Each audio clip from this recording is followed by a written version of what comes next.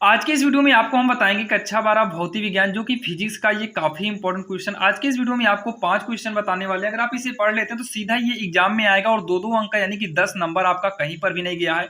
ये देखिए, ये आपको जो है देखिए दो दो अंक के क्वेश्चन जो पूछे गए हैं, ये पांचों क्वेश्चन आज के इस वीडियो में बताएंगे जो कि आपका 10 नंबर एग्जाम में कहीं पर भी नहीं जाएगा। और आपको हम बता दें, जो 2 अंक वाले क्वेश्चन होते हैं वो 2 अंक में भी और 3 अंक में भी कभी कभी पूछे जाते हैं। तो 3 अंक वाले और 2 अंक वाले आपस में चेंज होते रहते हैं। तो ये 2 अंक में भी पूछा जा सकता है, 3 अंक में भी पूछा जा सकता है। तो आप इसको अच्छे समझिएगा और बाकी काफी आसान भाषा में लिखें ताकि आपको तैयार करने में दिक्कत ना हो। देखिए ये क्या बोला है, वैद्युत फ्लक्स की परिभाषा तथा मात्रक लिखिए। ऋणात्मक वैद्युत फ्लक्स का क्या अर्थ है? और आपको हम बता दें, ये क्वेश्चन जो है वैद्युत फ्लक्स की परिभाषा, अगर आपको यही पूछ ले वैद्युत फ्लक्स क्या है, तब भी आपको जो है यही वाला लिखना पड़ेगा।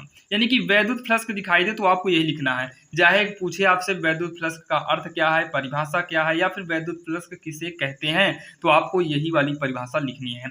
तो कैसे लिखना है, देखिए बिल्कुल आसान तरीके से लिखे हैं। वैद्युत क्षेत्र में स्थित क्षेत्रफल, वैद्युत क्षेत्र में स्थित क्षेत्रफल से अभिलंबवत दिशा में गुजरने वाली वैद्युत बल रेखाओं की संख्या को वैद्युत फ्लक्स कहते हैं, जो कि काफी आसान है। इसका मान पृष्ठ पर वैद्युत क्षेत्र के पृष्ठ समाकलन के बराबर होता है। इसका मान पृष्ठ पर वैद्युत क्षेत्र के पृष्ठ समाकलन के बराबर होता है। अतः वैद्युत फ्लक्स को फाई ई बराबर इंटीग्रल है, नीचे ए दिया है, यहाँ पर सदिश ई और यहाँ पर डी ए, सदिश में डी ए दिया, क्योंकि इंटीग्रल लगेगा तो इसके साथ डी ए जरूर लगेगा। अब यहाँ पर देखिए वैद्युत फ्लक्स की मात्रा की बात करें तो न्यूटन मीटर स्क्वायर बटे में यानी कि प्रति कूलाम होता है। न्यूटन मीटर स्क्वायर प्रति कूलाम होता है। और ये आपको विकल्प में भी पूछ सकता है कि वैद्युत फ्लक्स का मात्रा क्या होता है, तो आपको विकल्प में जहां पर ये मिलेगा वहां पर टिक लगा सकते हैं। वैद्युत फ्लक्स का चिन्ह क्या होता है, तो ये क्या होगा, ऋणात्मक होगा। ध्यान देना, ये OMR पर भी क्वेश्चन के विकल्प वाले में भी बनाया जा सकता है। तो वैद्युत फ्लक्स का चिन्ह क्या होगा, ऋणात्मक होगा। तो आपने देखा ये वाली जो है जो प्रश्न था ये काफी आसान था और इंपॉर्टेंट भी था और आपकी समझ में भी आ गया होगा। तो चलिए देखते हैं दूसरा प्रश्न जो कि काफी मोस्ट इंपॉर्टेंट है। अब यहां पर देखिए जो खा नंबर है इसमें क्या बोला है, यहां पर देखो एक तार का प्रतिरोध 8 ओम है। एक तार का प्रतिरोध जो है ये 8 ओम है। इसे दो गुना लंबाई तक खींचा जाता है। तार का नया प्रतिरोध ज्ञात कीजिए। तो ये आपका क्या है भैया, न्यूमेरिकल की सवाल है। ये कहाँ की सवाल है, न्यूमेरिकल की सवाल है। बोला क्या है, एक तार का जो प्रतिरोध है वो 8 ओम है। प्रतिरोध कितना है, 8 ओम है। कह रहा है इसे दोगुनी लंबाई तक खींचा जाता है, मतलब इसको खींचकर तान कर दोगुना कर देते हैं। कितना दोगुना कर दे रहा है, तो बताइए तार का जो नया प्रतिरोध आएगा वो कितना हो जाएगा। तो सबसे पहले क्या काम करेंगे, मान लेते हैं कि तार की जो प्रारंभिक लंबाई, देखिए बाद में इसको खींच के दोगुना किया गया है तो पहले तो कुछ लंबाई रही होगी। तो माना तार की प्रारंभिक लंबाई L1 और इसका जो क्षेत्रफल है यानी कि अनुप्रस्थ क्षेत्रफल जो है ये A1 था। और जब तार को खींचा गया तो खींचने के बाद मान लेते हैं कि तार की लंबाई L2 हो जाती है और अनुप्रस्थ क्षेत्रफल कितना हो जाता है, A2 हो जाता है। तब आइए इसको हम सॉल्व करेंगे। तो ये हो जाएगा, अब क्या होगा देखिए, अब यहां पर जब इसको तान कर दोगुना करेंगे तो ध्यान देना इसका जो सूत्र होता है, अब जो है इसका जो सूत्र हो जाएगा ये A1 L1 बराबर का A2 L2 हो जाएगा। क्या हो जाएगा, A1 L1 बराबर A2 L2 हो जाएगा। अब उसके बाद क्या बोला है कि लंबाई भैया जो है ये देखिए इसे दोगुना लंबाई, मतलब इसकी लंबाई अगर L रही होगी तो इसको खींच खाच कर, यानी कि जो प्रारंभिक लंबाई है वो L1 हो, मतलब L होगी, और जो सेकेंड वाली लंबाई होगी इसको खींचकर दोगुना कर देते हैं, मतलब इसकी लंबाई का दोगुना हो जाएगा। क्या हो जाएगा, लंबाई कितनी हो जाएगी, दोगुनी हो जाएगी। तो ये हो जाएगा A1, L1 के स्थान पर L कर देंगे बराबर A2 और इनटू में जहां L2 है वहां पर क्या करेंगे 2L कर देंगे। खींचकर दोगुना बोला है ना, तो खींचकर हम क्या करेंगे, दोगुना कर देंगे। अब उसके बाद जो है ये होगा A1L बराबर, इसका गुणा कराएंगे तो 2A2L हो जाएगा, 2A2L हो जाएगा। अब इतना करने के बाद जो है हम L को L से काट देंगे तो ये होगा A1 बराबर का 2A2, A1 बराबर का 2A2 और यहाँ से अगर हम A2 को निकालें तो A2 बराबर हो जाएगा A1 बटे 2। आगे पीछे कर लेंगे तो A2 बराबर क्या होगा, A1 बटे का 2 हो जाएगा। अब यहाँ पर जो इसमें जो फार्मूला यूज होने वाला है प्रतिरोध का, हमसे पूछा क्या, देखिए हमसे क्या पूछा है, तार का नया प्रतिरोध बताइए, तार का नया प्रतिरोध बताइए। तो तार का जो नया प्रतिरोध आएगा, नया प्रतिरोध का मतलब है कि एक प्रतिरोध हमसे दिया है, एक तार का प्रतिरोध हमको दिया है, यानी कि ये क्या दिया हुआ है, हमें R1 दिया है, ये क्या दिया है, R1 दिया है, और R2 हमें निकालना है। तो सबसे पहले देखिए प्रतिरोध का जो फार्मूला होता है R बराबर ये L अपान ए, यानी कि लंबाई बटे क्षेत्रफल होता है।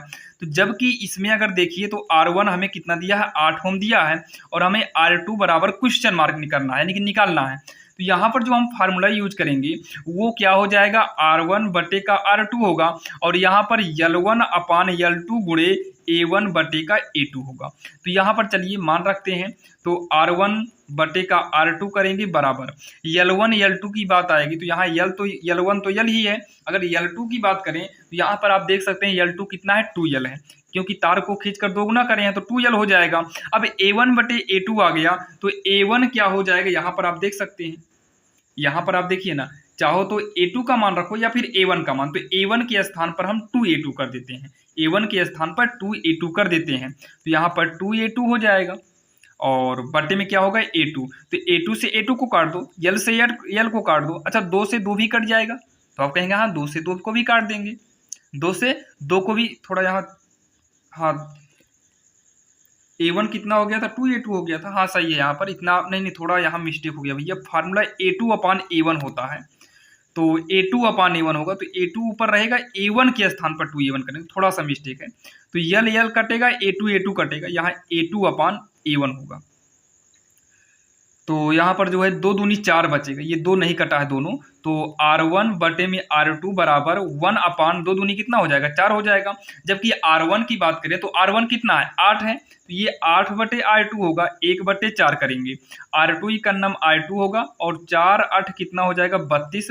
प्रतिरोध का मात्रक ओम होता है। तो बोला हमसे क्या था कि हमें, देखिए प्रश्न में क्या बोला था आपको, देखिए प्रश्न में बोला था तार का नया प्रतिरोध ज्ञात कीजिए, तो तार का नया प्रतिरोध कितना आ गया, 32 आ गया। यहाँ पर लिखेंगे अतः तार का नया प्रतिरोध, तार का नया प्रतिरोध 32 ओम होगा।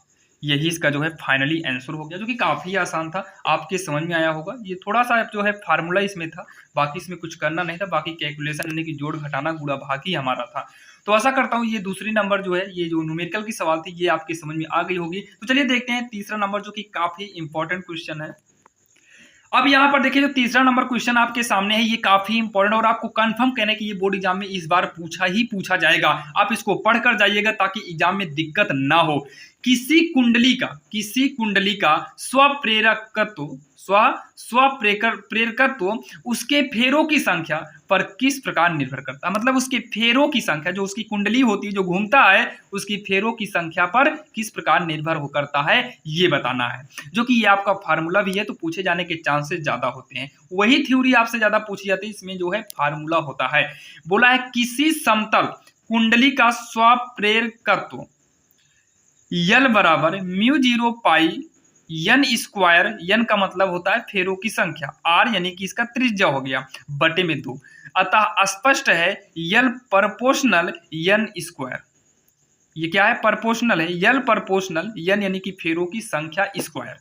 अब यहाँ पर लिखेंगे नीचे, आप लिखिएगा अर्थात कुंडली का स्वप्रेरकत्व उसके फेरों की संख्या के वर्ग के अनुपाती होता है। ये फेरों की, देखिए कुंडली का स्वप्रेरकत्व है, ये जो है फेरों की संख्या के, यानी कि फेरों की संख्या के वर्ग के अनुक्रमानुपाती है, यानी कि प्रोपोर्शनल जो लगा है इसी को अनुक्रमानुपाती बोलते हैं। जो कि ये तीसरा नंबर है, आप इसको नोट कर लीजिएगा, काफी इंपॉर्टेंट है। ये फार्मूला आप तैयार रखिएगा, क्योंकि इससे संबंधित न्यूमेरिकल भी पूछ सकता है। अब यहाँ पर चौथा क्वेश्चन की बात करें तो चौथा क्वेश्चन आपके सामने है। क्या बोला है, एक लेंस की क्षमता 2.5 डायोप्टर है, लेंस की फोकस दूरी ज्ञात कीजिए। तो सबसे पहले लेंस की क्षमता P बराबर, देखिए जैसे हम लिखे आपको ऐसे ही लिखना है, ज्यादा शॉर्टकट भी नहीं करना, नहीं नंबर कट जाएंगे, ध्यान देना। तो लेंस की क्षमता P बराबर प्लस में 2.5 डायोप्टर यानी कि D। लेंस की फोकस दूरी F बराबर हमसे ज्ञात करना है, तो क्वेश्चन मार्क किए हैं। अब यहाँ पर फार्मूला F बराबर होगा 1/P यानी कि 1 क्षमता, ये होगा आपका मीटर में, तो बराबर का 1 रहने दो, P के स्थान पर 2.5 करेंगे। यहाँ पर D नहीं दिखाएंगे, फोकस का जो मात्रक होता है वो मीटर में है। तो उसके बाद ये हो जाएगा, देखो पॉइंट को हटाने के लिए हम इसके ऊपर 1 अंक बाद पॉइंट लगा था तो ऊपर 1 जीरो बढ़ा दिए ताकि यहाँ का पॉइंट हट सके। अब 25 से 10 में भाग दोगे ना, 25 से 10 में भाग दोगे तो पॉइंट उड़ाएंगे, जीरो आएगा, 25 चौको 100, मतलब 0.4 आ गया। तो वही जीरो आगे किए हैं 0.4 के बाद हम यहाँ जीरो कर सकते हैं, क्योंकि फिजिक्स का रूल होता है कि यहाँ पर 2 अंक दिखाइए, तो 0.40 कर दिए, यानी कि पॉइंट के बाद जीरो को बढ़ा सकते हैं। ये हो गया। मीटर को सेंटीमीटर में बदलने के लिए 100 से गुणा करा दिए, और 100 से गुणा कराने के बाद ये 40 सेंटीमीटर हो जाएगा। लास्ट में हमें लिखना है अतः लेंस की फोकस दूरी F बराबर 40 सेंटीमीटर, जो कि ये हो जाएगा इसका जो है सॉल्व, जो कि ये न्यूमेरिकल के सवाल थे। और एग्जाम में आपको हम बताएं, जो 2 नंबर के क्वेश्चन और 3 नंबर के पूछे जाते हैं, खास करके जो 2 नंबर यूपी बोर्ड में जो पूछा जाता है, बाकी अदर बोर्ड में भी पूछा जाएगा, ये विकल्पी में भी पूछ सकता है। यूपी बोर्ड में तो ये 2 नंबर के जो पूछे जाते हैं, इसमें जो है 2-3 देखिए लगभग 4 सवाल रहते हैं, 4 या 5 सवाल देता है, इसमें से 4 हमें करना रहता है। तो इसमें से 2 सवाल न्यूमेरिकल की रहती है, 2 सवाल परिभाषा रहती है, और 5 सवाल देता है, जैसे कि 4 हो गया। अब 5वां क्वेश्चन हम देखने वाले हैं। तो ये समझ में आपके आया होगा। अगर कोई भी डाउट रहे तो आप लोग कमेंट बॉक्स में कमेंट कर सकते हैं। तो चलिए हम देखते हैं 5वां नंबर। अब यहाँ पर देखिए 5वां जो है आपके सामने है, जो कि ये क्वेश्चन पूछा है, समस्थानिक किसे कहते हैं, उदाहरण दीजिए। समस्थानिक किसे कहते हैं, उदाहरण दीजिए। यहाँ देखिए समस्थानिक क्या है भैया, किसी एक ही तत्व के ऐसे विभिन्न परमाणु जिनके नाभिकों में प्रोटॉनों की संख्या समान होती है।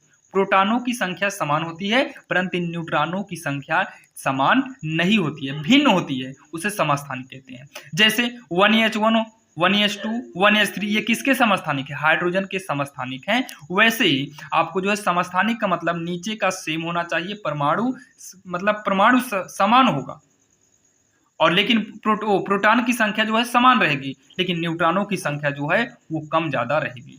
जैसे यहाँ पर 1 में घटाएंगे 0 होगा, 2 में से घटाएंगे 1 होगा, यहाँ पर 3 में घटाएंगे 2 होगा, यानी कि भिन्न यानी कि अलग अलग हो, तो उसे हम क्या बोलते हैं, समस्थानिक बोलते हैं। तो जैसा कि आज की इस वीडियो में आपको हमने 5 सवाल बताया, और 5 सवाल आपके समझ में आ गई होगी। और ध्यान देना, इस 5 को पढ़िएगा, कंफर्म आएंगे, आप इसे पढ़िएगा। हम बोले कि आप वैद्युत फ्लक्स का अगर दिखाई देगा तो आपको ये परिभाषा लिख देना है, आपका 100% सही होगा। समस्थानिक भी आपने देखा, इसी तरीके से आप कर सकते हैं। कोई भी डाउट हो तो आप लोग कमेंट बॉक्स में कमेंट कर सकते हो, और अदर चैप्टर के लिए भी आपको डिस्क्रिप्शन में लिंक दिए हैं, अदर चैप्टर के भी इंपॉर्टेंट क्वेश्चन को देख सकते हैं। बाकी आपको वीडियो कैसा लगा कमेंट बॉक्स में जरूर बताइएगा। तो चलिए मिलते हैं किसी अन्य वीडियो में।